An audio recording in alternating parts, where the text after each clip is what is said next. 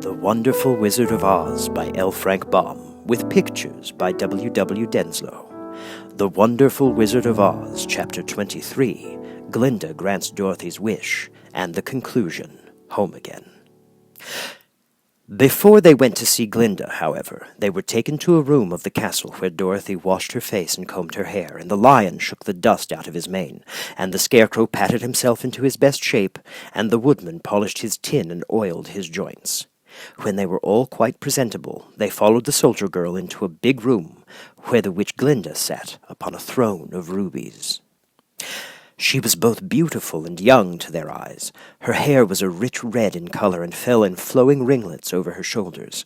Her dress was pure white, but her eyes were blue, and they looked kindly upon the little girl. "What can I do for you, my child?" she asked. Dorothy told the witch all her story, how the cyclone had brought her to the land of Oz, how she had found her companions, and of the wonderful adventures they had met with. "My greatest wish now," she added, "is to get back to Kansas, for Aunt Em will surely think something dreadful has happened to me, and that will make her put on mourning. And unless the crops are better this year than they were last, I am sure Uncle Henry cannot afford it." Glinda leaned forward and kissed the sweet upturned face of the loving little girl. "Bless your dear heart," she said. "I am sure I can tell you of a way to get back to Kansas." Then she added, "But if I do, you must give me the golden cap."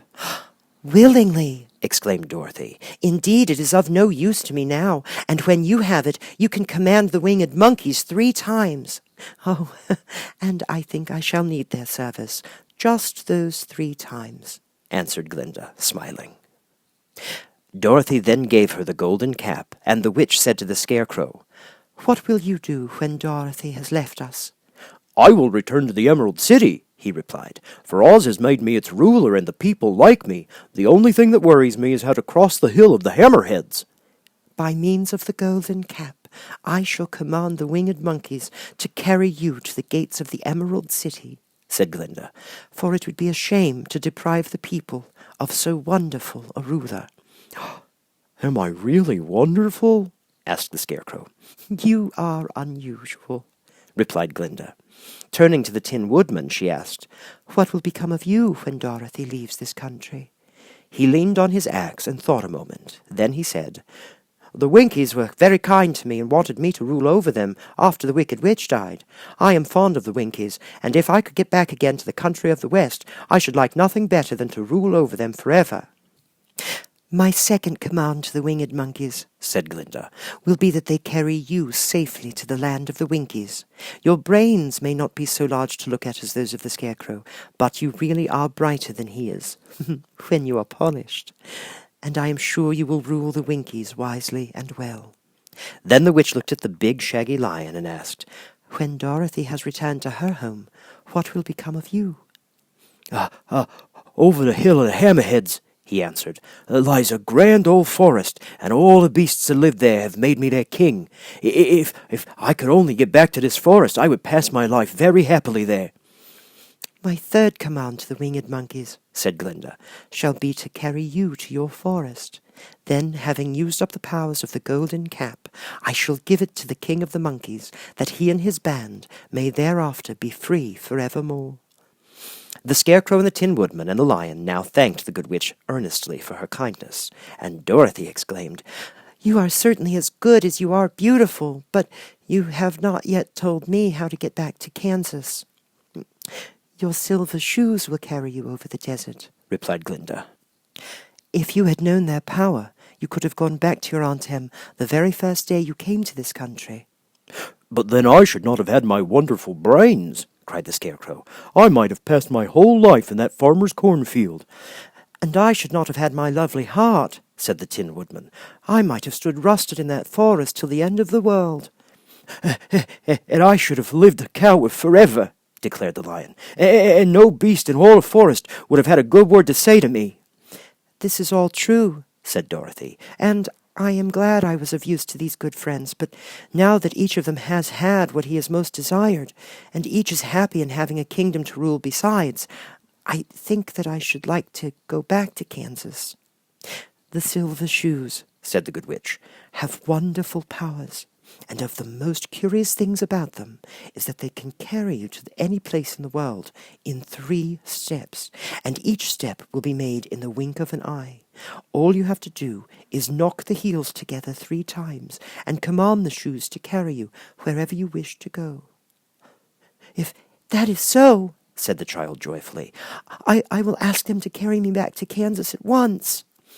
She threw her arms around the lion's neck and kissed him, patting his big head tenderly. Then she kissed the Tin Woodman, who was weeping in a way most dangerous to his joints. But she hugged the soft, stuffed body of the Scarecrow in her arms instead of kissing his painted face, and found she was crying herself at this sorrowful parting from her loving comrades. Glinda the Good stepped down from her ruby throne to give the little girl a goodbye kiss. And Dorothy thanked her for all her kindness, and all of the kindnesses she had shown to her friends and herself. Dorothy now took Toto up solemnly in her arms, and having said one last goodbye, she clapped the heels of her shoes together 3 times, saying, "Take me home to Aunt Em." Instantly she was whirling through the air so swiftly that all she could see or feel was the wind whistling past her ears.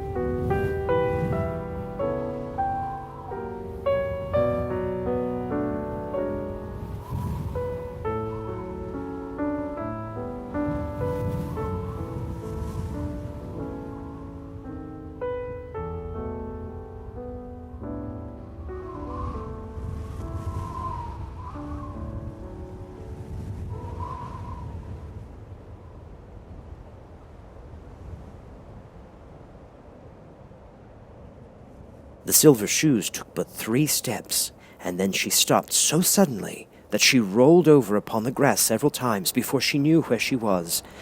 At length, however, she sat up and looked about her. "Good gracious!" she cried, for she was sitting on the broad Kansas prairie, and just before her was the new farmhouse Uncle Henry built after the cyclone had carried away the old one.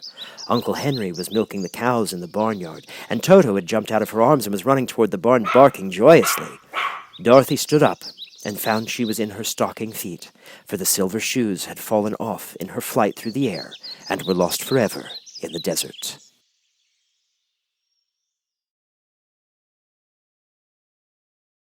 And now the conclusion of L. Frank Baum's The Wonderful Wizard of Oz. Home again. Aunt Em had just come out of the house to water the cabbages when she looked up and saw Dorothy running toward her. "My darling child," she cried, folding the little girl in her arms and covering her face with kisses. "Oh, where in the world did you come from?" "From the land of Oz," said Dorothy gravely. "And here is Toto, too. And, oh, Aunt Em, I'm so glad to be at home again." The end.